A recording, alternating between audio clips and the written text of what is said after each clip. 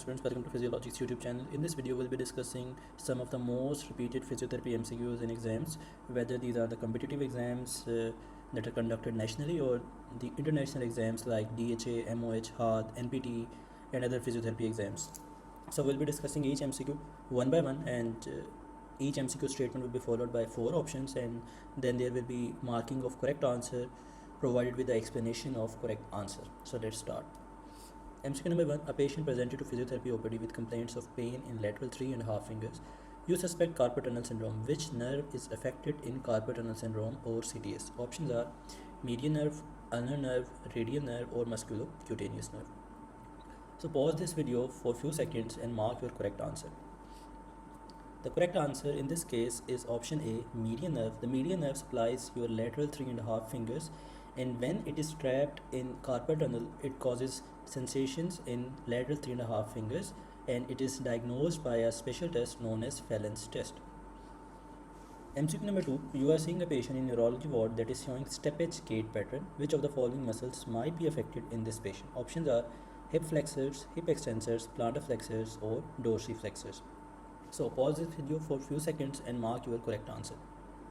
The correct answer in this case is option D, dorsiflexors. When there is injury to common peroneal nerve that supplies the dorsiflexors muscle, the patient may have problem in clearing the foot during normal gait pattern, and that's why he or she lifts the foot too high, and when the foot gets in contact with the ground, there is a steppage gait pattern or a slapping sound is produced.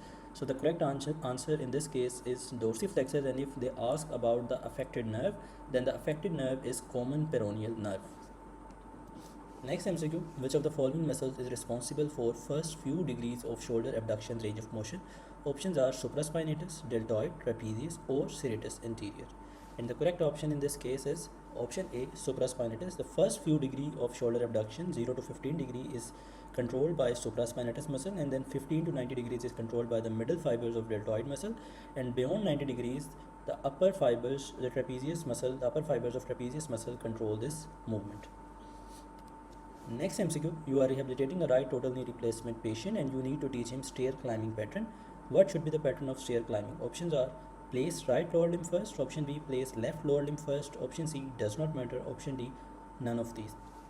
And the correct option is option B, place left lower limb first. So when you are ascending the stairs, and you must be cautious about which side is affected. So in our MCQ, the patient has right total knee replacement. So when you are ascending the stairs, you have to place the unaffected limb first, and when you are descending the stairs, you have to place the affected limb first. So if you are climbing the stairs, you have to place the left lower limb first, and when you are descending the stairs, you have to place right lower limb first if the patient has undergone a right total knee replacement. If we reverse the case, the options will reverse too. MCQ number 5. A patient is being discharged after his total hip arthroplasty. You need to guide him about precautions to be taken care of. Which of the following advice you will give to the patient? Option A, do not walk until needed. Option B, do not bend knee of affected side. Option C, do not sit with your legs crossed. And option D, all of these. And the correct option in this case is option C, do not sit with your legs crossed, as the movement combination that is contraindicated, or you advise the patient to do not combine this movement pattern, is hip flexion, adduction, and internal rotation. And when you sit with your legs crossed, these 3 movements are combined, and this may affect the implant that is being used for arthroplasty operation. So you need to advise the patient that you do not sit with your legs crossed. MCQ number 6. You are working in a neurology ward where 2 neurologists are discussing whether a patient has upper motor neuron lesion or lower motor neuron lesion. Which of the following signs is commonly seen in upper motor neuron lesion? Options are hyperreflexia, spasticity, Babinski's sign, or option D, all of these. And the correct option in this case is option D. All 3 signs are the signs of upper motor neuron lesion: hyperreflexia, spasticity, and Babinski's sign. MCQ number 7. Weakness of serratus anterior muscle can cause winging of scapula. Which of the following nerves injury can cause winging of scapula? Options are musculocutaneous nerve, suprascapular nerve, long thoracic nerve, or radial nerve. And the correct option in this case is option C, long thoracic nerve. When long thoracic nerve is injured, it causes weakness of serratus anterior muscle, and when serratus anterior is weak, it causes winging of scapula. MCQ number 8. You are doing assessment of a patient presented with right knee pain. The patient reports clicking and popping sounds while he walks or runs, and sometimes the knee also gets locked. Which of the following special tests you will most likely perform? Options are McMurray test, anterior draw test, Lachman test, or Neer test. And the correct option in this case is Option A, McMurray test. If you suspect a meniscus injury as the patient is presenting with the signs and symptoms that direct your attention toward meniscus injury, that there is clicking and popping sound and also there is knee locking, so you might suspect that the injury is of meniscus, so you will perform McMurray test, that is for detecting meniscus injury. MCQ number 9, a patient presented to physiotherapy OPD with complaints of knee pain and instability after a collision during football match. You suspect a knee ligament tear. Which of the following investigations is most appropriate in this case? Options are X-ray, CT scan, MRI or ultrasound. And the correct option in this case is option C, MRI. When you suspect a ligament tear, the most suitable investigation is MRI, magnetic resonance imaging. MCQ number 10, you are designing an exercise plan for a patient who has decreased stamina. Which type of training you will recommend to this patient? Options are low resistance, high repetition training. Option B, high resistance, low repetition training. Option C, low resistance, low repetition training. And option D, high resistance, high repetition training. And the correct option in this case is option A, low resistance, high repetition training. When you are focusing on building stamina or endurance of the patient, your main focus is on increasing the repetitions, not on increasing the resistance.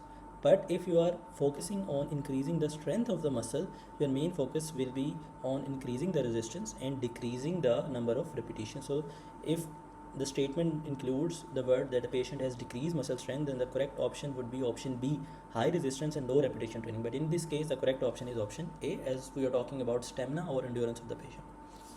MCQ number 11, you are reading reports of a patient who has been referred to you by an orthopedic surgeon for rehabilitation. It is mentioned that in reports that the patient had grade 1 ankle sprain. What does the word sprain mean? Options are muscular injury, blood vessel injury, ligament injury or bone injury. And the correct option in this case is option C, ligament injury. When there is injury to ligament, it is called sprain. When there is injury to muscle, it is called strain with T. MCQ number 12, which of the following muscles is a two joint muscle? Options are rectus femoris, semimembranosus, biceps femoris or all of these. And the correct option in this case is option D, all of these. All of these muscles cross two joints, hip joint and knee joint. That's why they are called two joint muscles. So rectus femoris, semimembranosus and biceps femoris all are two joint muscles. So the correct option is option D.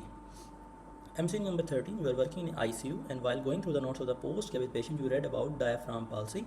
Which of the following nerves supplies diaphragm? Options are phrenic nerve, vagus nerve, accessory nerve or none of these. And the correct option is option A, phrenic nerve. The phrenic nerve supplies diaphragm, which is your major inspiratory muscle. MCQ number 14, which of the following gait patterns is most commonly seen in cerebral palsy children? Options are shuffling, antalgic, scissoring or none of these. And the correct option in this case is option C, scissoring gait pattern. This is due to tightness in hip adductor muscles and the patient walks as shown in the image. MCQ number 15, light bulb sign is commonly seen in which of the following dislocations? Options are anterior hip dislocation, anterior shoulder dislocation, posterior shoulder dislocation and posterior hip dislocation. And the correct option in this MCQ is option C, posterior shoulder dislocation. MCQ number 16, a patient presented to physiotherapy OPD with complaints of pain and decreased range of motion of left shoulder. You suspect it to be a case of adhesive capsulitis. What is the pattern of movement restriction in adhesive capsulitis? Options are extension, lateral rotation, abduction. Option B, abduction, flexion, lateral rotation. Option C, lateral rotation, abduction, medial rotation. And option D, none of these. And the correct option in this case is option C, lateral rotation, abduction, medial rotation. There is capsular pattern of shoulder joint restriction, that lateral rotation is more restricted than abduction and then abduction is more restricted than medial rotation. So you have to remember it by a mnemonic called LAM, L-A-M, lateral rotation, abduction and medial rotation. MCQ number 17, a 40-year-old patient presents with weakness of facial muscles on the right side. The therapist notices that the patient cannot close the right eye or move the right forehead. Which finding helps differentiate Bell's palsy from central facial palsy? Options are, in Bell's palsy, only the lower face is affected. Option B, in Bell's palsy, both upper and lower face are affected on the same side. Option C, in the Bell's palsy, only the contralateral side is affected. And option D, there is no difference between the two. And the correct option in this case is option B, in Bell's palsy, both upper and lower face are affected on the same side. And in facial palsy, only one quadrant is affected as shown in figure. MCQ number 18, a 25-year-old sustains a road traffic accident where his flex knee strikes the dashboard. He complains of knee pain and instability, especially while descending stairs. Which ligament is most likely injured? Options are anterior cruciate ligament, posterior cruciate ligament, medial collateral ligament or lateral collateral ligament. And the correct option in this case is option B, posterior cruciate ligament. When there is dashboard injury to the knee and the knee is pushed in the posterior direction, the most commonly injured ligament is posterior cruciate ligament. MCQ number 19, you are seeing a patient who is extremely obese and has considerable amount of body fat. What frequency of ultrasound is effective in individuals with a high percentage of cutaneous body fat? Options are 1 MHz, 2 MHz, 3 MHz, and 4 MHz. And the correct option in this scenario is option A, 1 MHz. It has more penetration compared to the frequency of 3 MHz. So the correct option is option A. MCQ number 20, you are applying ultrasound to a patient's lower back and are confused about the movement of ultrasound probe. All of the following are recommended ways of moving ultrasound probe, except options are concentric circles, figure of 8, eccentric circles, or overlapping circles. And the correct option in this case is option C, eccentric circles. You can move the probe in concentric circles, you can make figure of 8, you can make overlapping circles, but eccentric circles is not a recommended way of moving the ultrasound probe. So these were 20 most common physiotherapy MCQs that are repeated in exams. If you want to learn more MCQs, subscribe to our YouTube channel. Inshallah, we'll upload more videos like this. So see you in next video, inshallah. Allah Hafiz.